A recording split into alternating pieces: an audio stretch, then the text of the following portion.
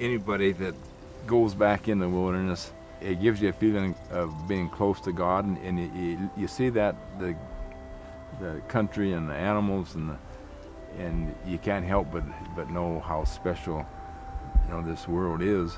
All my years, I've packed in there for 60-some years. Everything that I know, I probably learned most of it in there.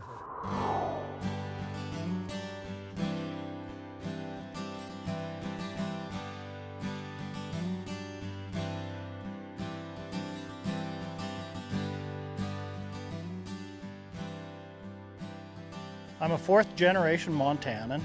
Just knowing that that wilderness is there and that I'm able to go back there and do the same sorts of things that I have all my life, and they're not going to change, is hugely important to me.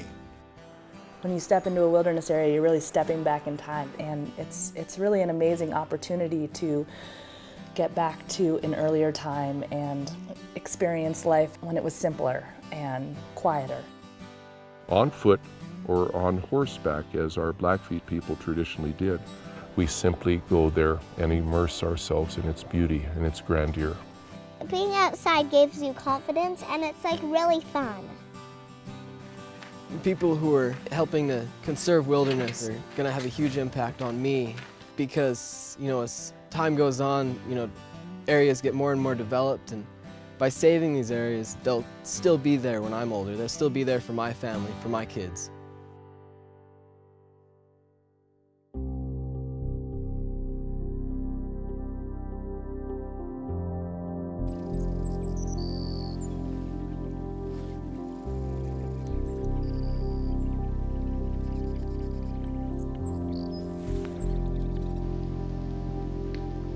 There's lots of areas to do recreation, but there's not so many areas that you can go to enjoy that traditional lifestyle, the hunting, the fishing, the solitude, freedom.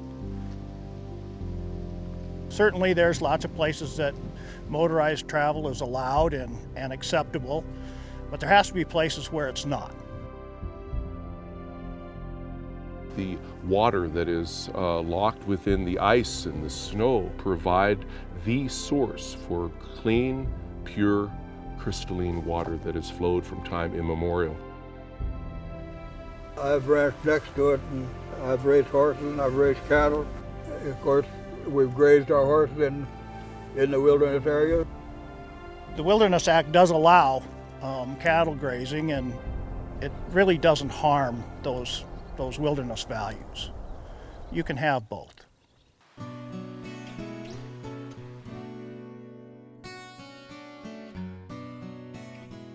It's a misconception to think that anything's being created. That's not true. It's actually just protecting what we have. There's a lot of areas, that you can use for logging and not affect wilderness areas. A lot of wilderness areas aren't great for timber use. They're not very good cattle forage. It might be valuable to get logs and to get minerals from the forest, but it's also valuable to have wildernesses. Like, if this tree was getting taken, we wouldn't have perfect places for people to just stop and rest and catch their breath. The economy of these small towns along the front is unbelievably wrapped around wilderness. People want to see wilderness, and there's just a huge influx of money.